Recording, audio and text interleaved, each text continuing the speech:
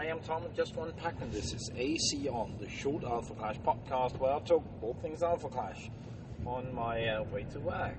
So, I've been off for a week, and I apologise for that, if anyone would have missed me. There was a work thing. But while I was off, everyone else was at ClashCon, it seems. So, there was some news from there, so let's dig into that. Now, due to work, I have been delayed a little bit in making my tier list for this for this set, the current set, Echoes of Eternity's contenders. Now, that is bad enough. I am now sort of glad I did, because I need to revise a few things, and a few things I may have gotten right. So this time we won't need to revise. I don't know all the setting, all the placements of all the new contenders, but I do know two of them very distinctly. One is Sinai and the other is Cadaverous. Now, let's start with Sinai. Sinai to me, and that I'm still going to make the tier list just to have that there for history's sake and completeness. What I was going to say about Sinai is that it seems like that is something that potentially could be very strong.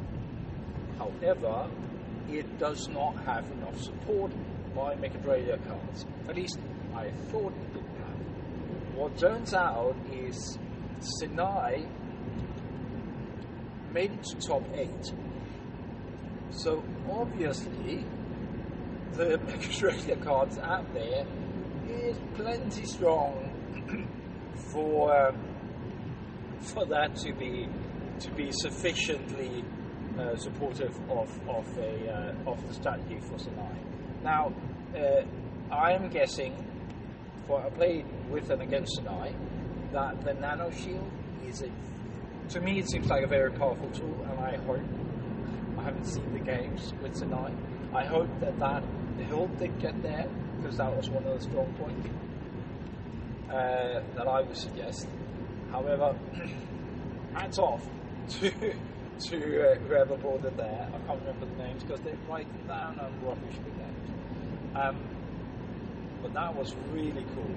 So I may have to bump up Sinai to a higher level, to be fair, on the tier list. That's one thing. Well done. That's all I can say. Well done. The other contender that was did very well is Cadaverous.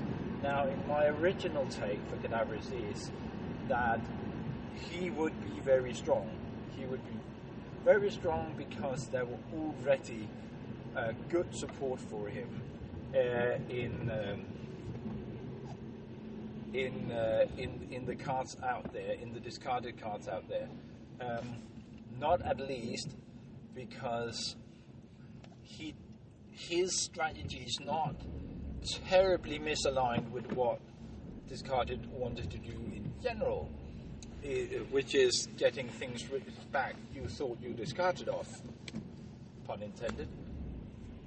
And Cadaverous does the same thing, so there's a lot of synergy, thematically synergies with existing cards. Plus, he's relying on discarded cards, and there is a lot of support for discarded cards. So it was already a strong strategy to be discarded, and as it turns out, to this Pro Tour, he completely replaced Lord Krong. Not a single Lord Krong in the top, but there was a Cadaverous, and not only did he do well, he made it to the finals. Sadly, he lost the finals, but he did make it to the finals, which it's pretty much on par with what I was sort of hoping it would go. So, well, I have to update my opinions about Sinai. Well, not Sinai, but the support Sinai has, because I always thought Sinai was a really strong contender.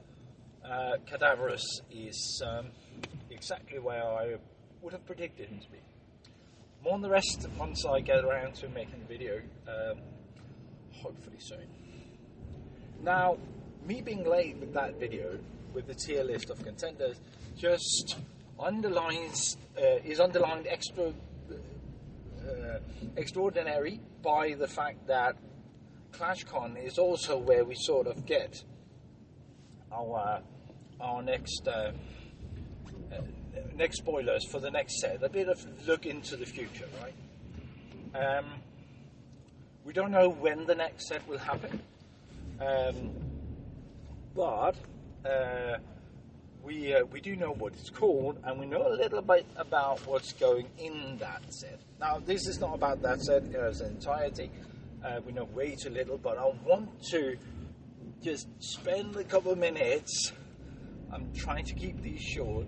I want to spend a couple of minutes talking about the next set. The set is called Ancient Alphas, which is perfectly story-wise, since the storyline for the Cosmic Block, which we are in, it takes place way in the past in relation to the story we started out with, right?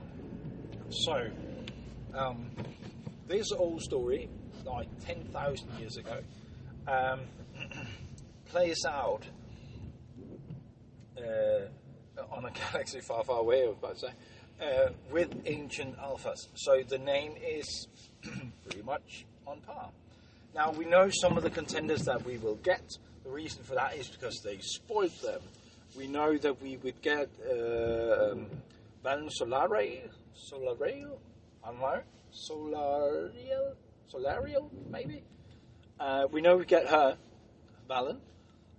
We know that she will be rogue, and she knows she's blind. That was been spoiled. We know we get a Caprice, or Caprius, which is blue, and an alpha on the ancient ones. These are not, so none of the characters here are new. There were some hints at them in Echoes of Eternity. There are hints in Echoes of Eternity of these characters. This is not new. We also get Fangwin, which was expected, the green dragon, as opposed to the red dragon. And this is not spoiled yet, but I'm guessing we're going to get Windhoof. The reason for that is that he is on the booster packs, so I'm guessing we're going to get Windhoof as well. That contender has not been spoiled yet. Now, I'm not going to go through every single contender, but there is one final contender that was spoiled, which I think is really interesting, because it opens up a whole lot of the science space that I've been sort of not missing. I was hoping they would go explore, and now they are beginning to explore it. Do it a very interesting way. So, the fourth contender that was revealed is Entropy. Now, Entropy is sort of a chaos bringer, right? So Entropy does not just follow the norms, right? He goes a different route, and in this case, he brings a little bit of chaos into the game. He's colorless, and every resource you play with him goes backside up and is colorless. Now, that may present some problems. How do you pay for specific resource costs if all your resources are colorless? Well, the thing is that you can convert colorless resources. Only if you got Entropy as your contender, you can sort of convert that into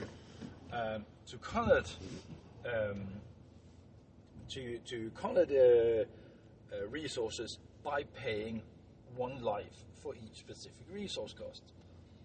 So you sort of convert that this way. That is that's interesting. In order to accommodate this,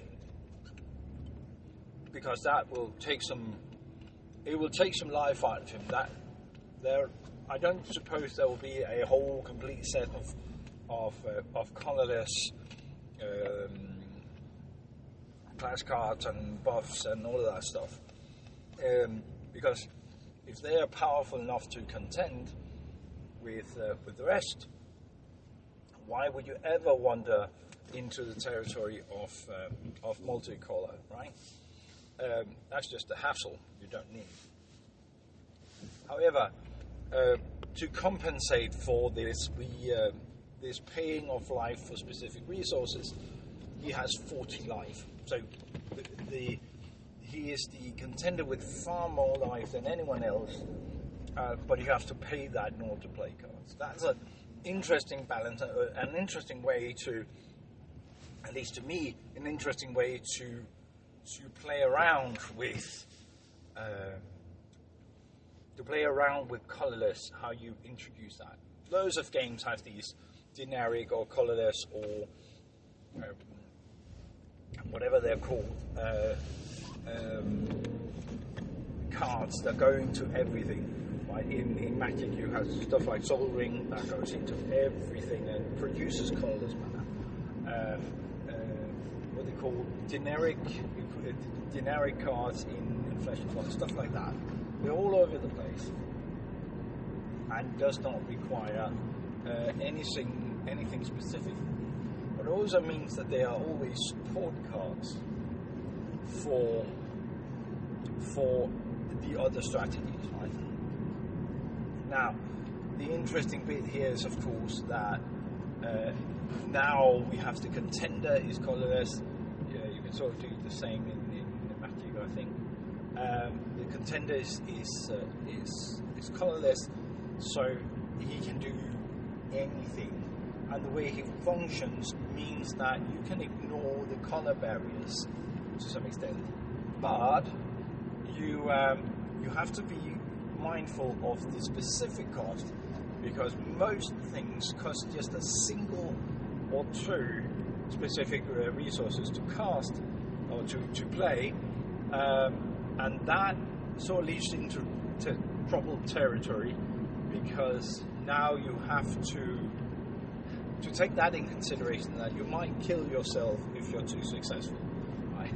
So maybe you don't want to ram too hard, because that means bigger cards, means more specific resources, means more damage to yourself. So there's a balance there, and I think that is a really interesting science base, and I'll really be looking forward to trying to build something out of that, having an eye on this specific resource cost. Now, there might, because that has been the norm so far, that every contender sort of have its own clash buffs. Colourless clash buffs is I think that may be a dangerous design field. If they need to, I think, be a little bit underpowered for not exploding between your hands, right? Not blowing up between your hands. Because if it's a powerful clash buff, that could go anywhere, and any 2, 3, or 4 color deck would sort of have that a bit that option of playing that and ignoring the constraints around which resources need to be open. So that's a really interesting design choice to have there, and a really interesting space.